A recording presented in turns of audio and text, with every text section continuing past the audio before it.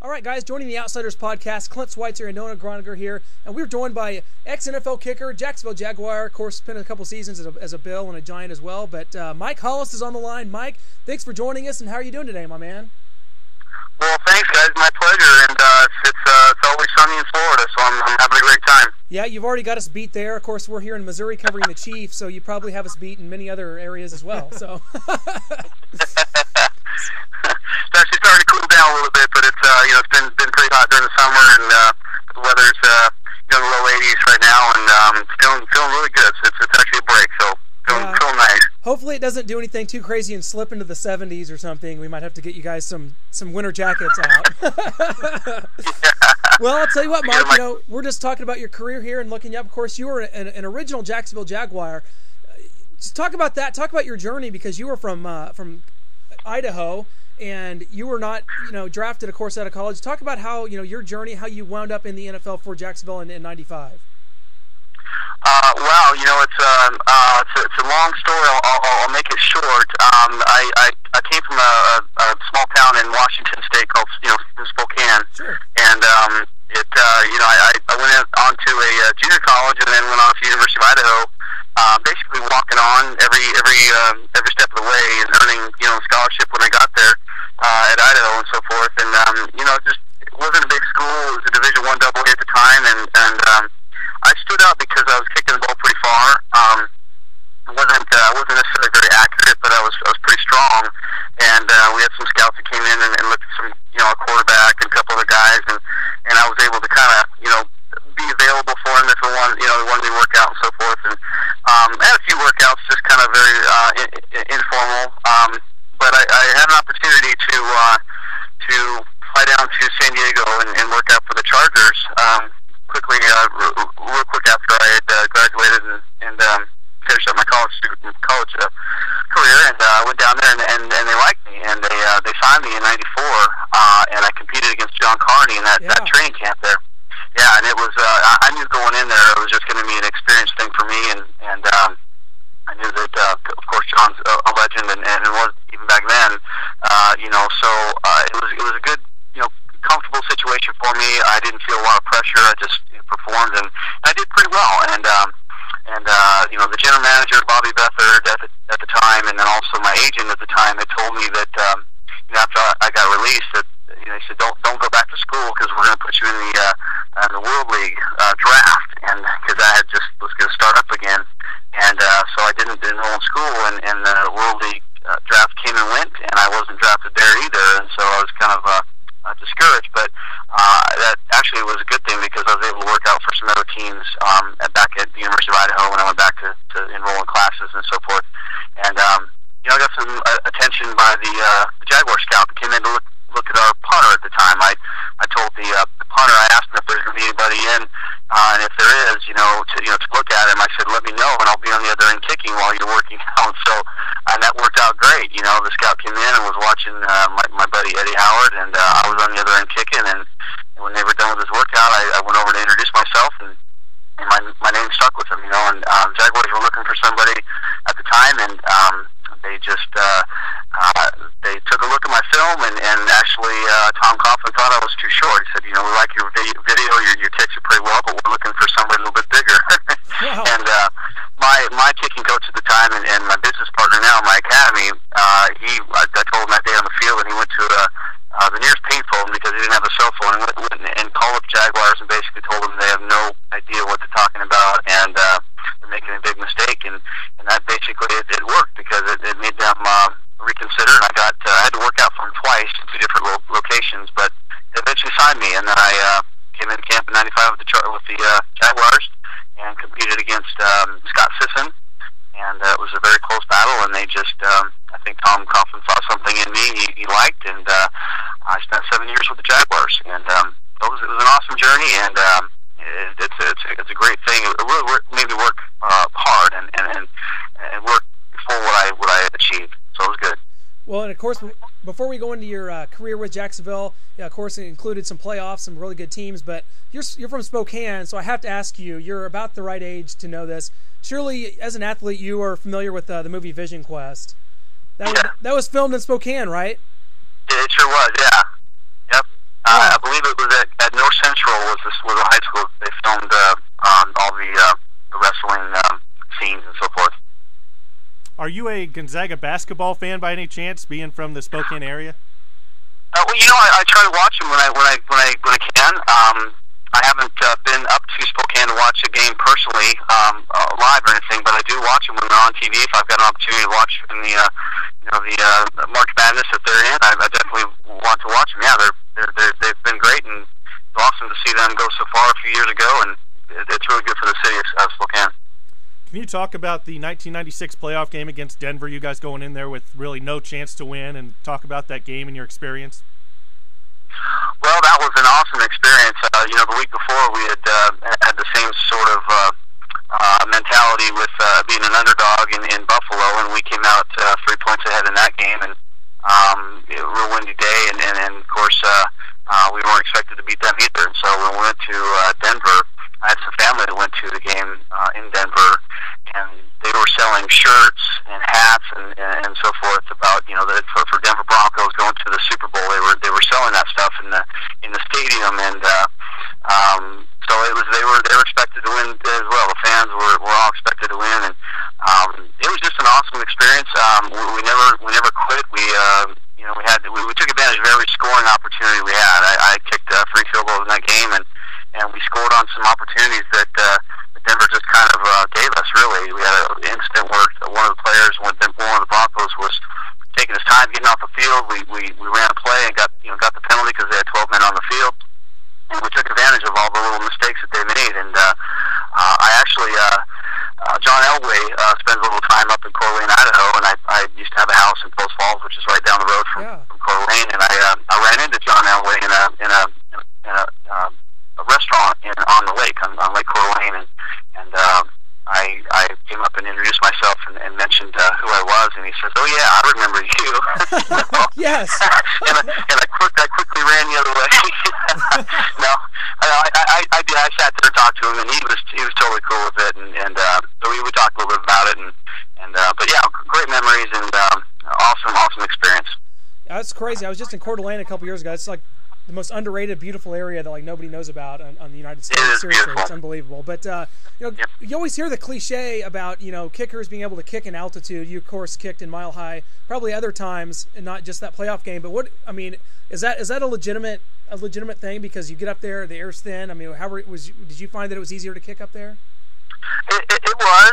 It was easier. The ball did travel for me. I played in other areas that were pretty high in altitude. I played in Northern Arizona at Northern Arizona University. Played against them, and I was in a dome, and it was funny because me and the kicker for them, I can't remember the kid's name, but we were warming up in pregame, and of course I'm on my own end and he's on his end, and by the time we got back to our farther distances, we're basically meeting in midfield, and then we kept going. So I'm now on his side of the field kicking, on the opposite direction. He's on my side kicking the opposite. I think we end up making 65 or 70 yards or something out there.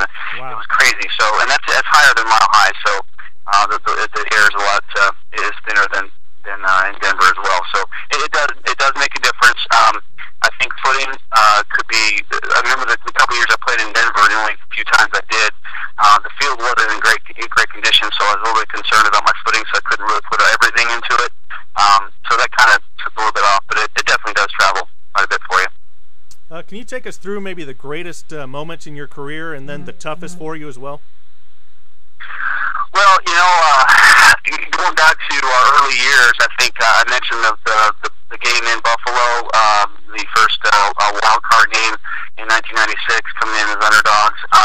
I hit a field goal in that game. It was late in the game, 45 yards, and it hit the upright and went in. It was one of the best kicks I've ever had, and that basically, I think there's less than a minute and a half in the game, and it put us over on top, and we eventually won the game. So that was a pretty awesome highlight of my career. And then I remember a preseason game, actually before that, before the Buffalo game I was just mentioning. It was in 1996, and I didn't really have a great year, my rookie year in Jacksonville, and I'd missed a few field goals in the first couple of preseason games, so I was kind of at a make or break point in my career. and we're in St. Louis playing the Rams, and I had an opportunity to kick a 59-yard field goal, and I hit it, and I made it. And so that there kind of gave me a lot of confidence in myself, knowing that I could do something like that, and just I had a pretty good confident feeling going into each game after that, and I did pretty well that year, and then the next year I did even better, and I went to the Pro Bowl that year. So that was another exciting time in my career, is being selected to go to the Pro Bowl. It's an awesome experience. No one can ever take it away from me, and it just was I tried real hard to go back there again, and it's tough though, because there's only one kicker on every team, and there's only 32 teams, so you only get half that opportunity with the AFC and the NFC as well. Negative parts of my career, I think just having games where missing a field goal or two. I did have up in Buffalo, I had a really bad experience, just a really bad game. I had missed 3 field goals. I was 0 for 3 that game, and that was the game before our bye week, which was awful timing. Yeah. But I missed a 25-yarder. It was a short kick. My holder kind of wasn't sure if he should have the ball down, and I wasn't sure if I should kick it, and so it was kind of a messed up play there. And then I tried a 51-yard field goal that fell a little short, hit it pretty solid. And then late in the game, I'm not expecting to kick a field goal because we're down by 2 touchdowns, and Greg Williams calls for a field goal, and it was 40-something yards, and I missed that too. So that was probably the worst feeling that I've ever had in any football game, to be honest with you. So that's about it. Well, I want to go back briefly here, because to me, probably the best Jacksonville team that you probably played on was '99. I mean, you were 14-2. Probably, we're a Super Bowl caliber team that could have beat the St. Louis Rams that year, but you guys had 2 losses that year, actually 3, because you lost twice to Tennessee and then once to Tennessee in the playoffs. Like, go through your experience in that season and how you guys, probably should have been in the Super Bowl, and tell me, if you agree with that. Obviously, it was a tough loss in the playoffs.